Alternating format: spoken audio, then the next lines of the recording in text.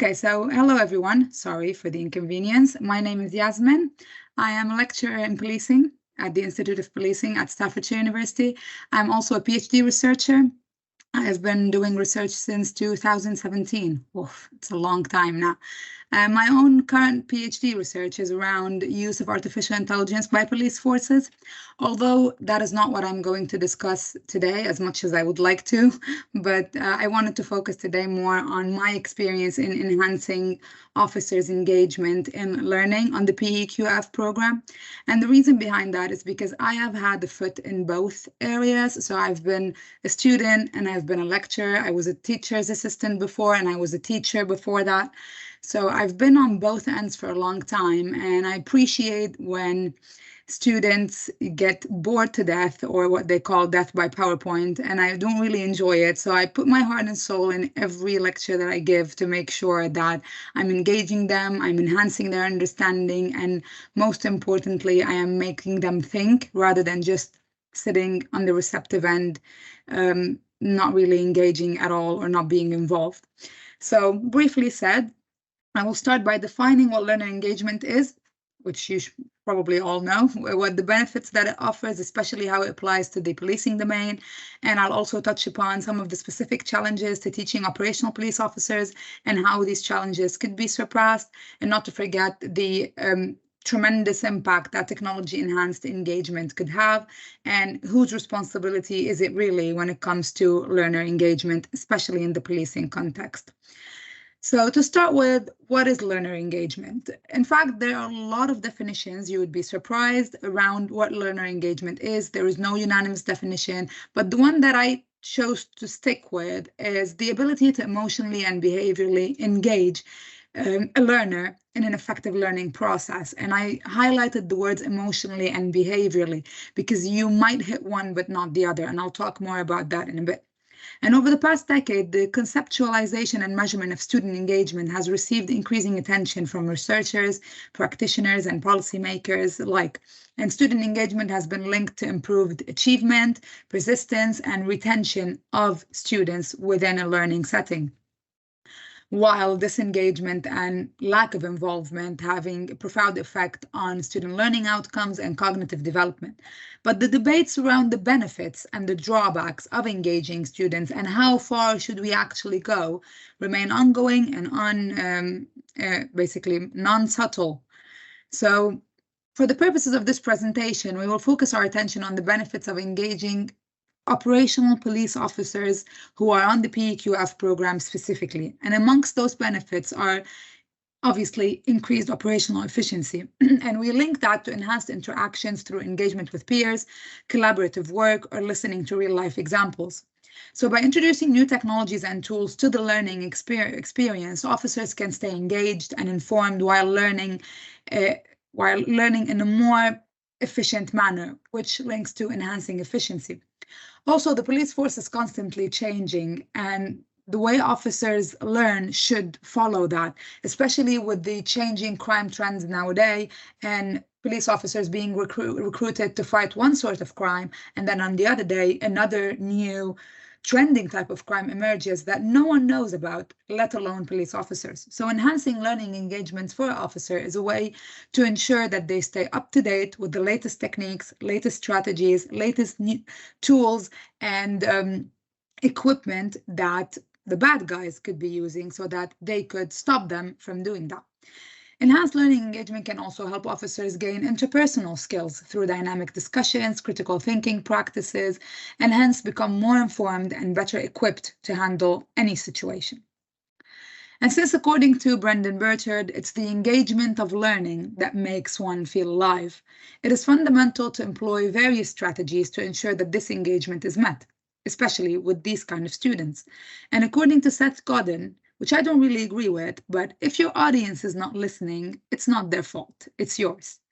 And that's what he says. But we will touch upon this more in a couple of slides around responsibility. So whose responsibility is it to ensure that the learner is engaged? But for now, a study revealed that most police officers prefer multimodal learning steps. So starting with read, write approaches, and then apply. So learning style-based instructions and modifying the learning environment to become personalized learning experience will achieve a maximally effective learning experience based on the findings of the study. This means heavy theoretical content that student officers are expected to learn on this course, such as criminological and sociological theories of victimization, offending, and so on, are best put in context using concrete examples, such as real-life case studies, preferably high-profile cases, or taking things a step further by immersing the students in the activity through designing virtual reality case studies where officers can watch and to a certain extent engage or be included in the virtual decision-making based on the dynamics of the case. A good example to keep to the core of the design of these approaches would be Bloom's taxonomy, the revised one actually that includes creation, because that would help students remember, understand, apply, analyze, and evaluate the provided knowledge, while also allowing them to collaborate and be creative as a group, all of which contributes to a deeper, more advanced cognitive skills and abilities. Not to forget what is often referred to as war stories, which ex-police officers in the IOP are quite skilled at. I'm not, but they're quite skilled at. So they share stories from their own experiences with the students and correlate those to the theories that are being taught to enhance their engagement and reflection on real-life incidents. This ensures the emotional involvement from the definition that I just provided of the students. And I have witnessed it myself when student officers were asked to watch the Grenfell Tower documentary. So we were watching it together, and at the end of the exercise, most of us, including myself, had tears in our eyes. So if that is not emotional involvement, I don't know what emotional involvement would look like. But then what about the behavioral involvement element of the definition? This links nicely to what I mentioned earlier around digital technology becoming a central aspect of higher education, inherently affecting all aspects of the student experience. It has also been linked to an increase in behavioral, affective, and cognitive student engagement, so the facilitation of which is a central concern for most educators, especially in the higher education area. Hence, a number of avenues have been suggested to enhancing student engagement, which we all probably are familiar with, starting with group works, breakout rooms, using technology-assisted learning, sharing videos, e-learning, hosting guest speakers, and discussing real-life events, again, the war stories. If a person, for example, like me, does not have any war stories, it would be good to have a guest lecturer who has them to put the theories more in context. More specifically, a number of technologies that are recently becoming quite trending in teaching are the inclusion of short video clips within the presentation, like a break for students, and creating assignments with the focus on students actually going and doing something, an action or an exercise, rather than just writing before the writing. For example, listening to a podcast, watching a TV series, or reading through a certain blog, and then reflecting and critically evaluating the information presented there. Other of my personal favorites are exercises that allow officers to use open source intelligence through social media and other platforms to correlate, for example, certain theories around trending crimes, to practice or to reflect on a trending pattern of crimes online or offline. So it could be watching or using social media and open source intelligence for behaviors of online types of crimes, or of offline interactions and reactions to things away from the net. For instance, the exercises of assignment would be to browse through an open source intelligence, let's say Facebook, and look for antisocial behavior online, maybe online trends in response to a certain event, an uprising, etc. I personally aspire to implement serious gaming in training or teaching police officers. And what does that mean? That is teaching through games, whereby student officers, and this is really essential to them, would be able to engage in real time, more or less, exercises to solving crimes or attempting to solve crimes using virtual reality. And this is one of my favorites, obviously, because my PhD research aligns here, because I'm looking at artificial intelligence use by police forces.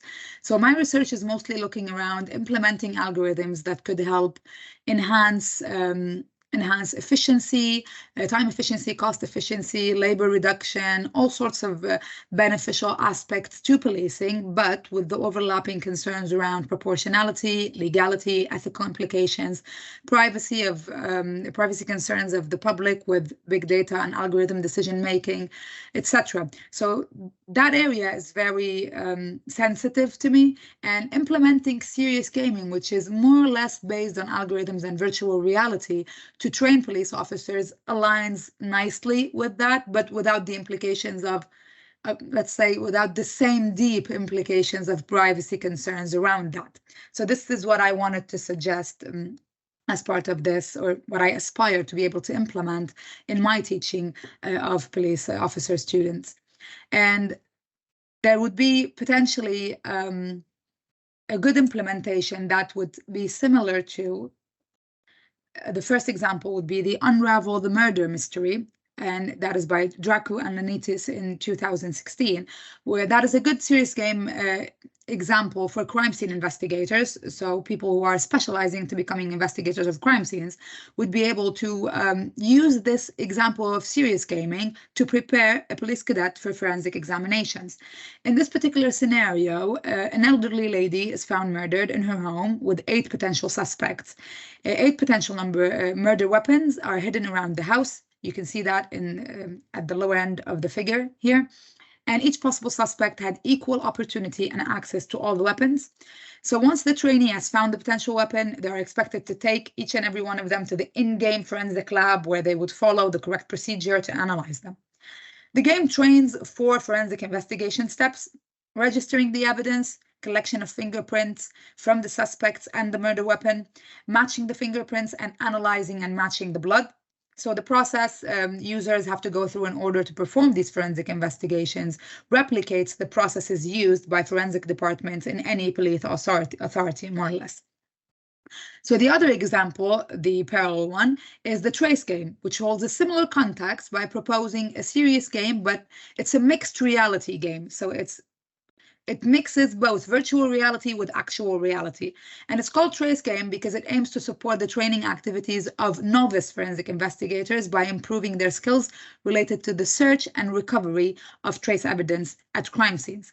The purpose of this game is to identify the greatest number of useful traces present in a crime scene that is physically reconstructed at the training site as quickly as possible. So they're doing 2 things. They're reconstructing the crime scene, and they are ensuring the proper collection of trace evidence.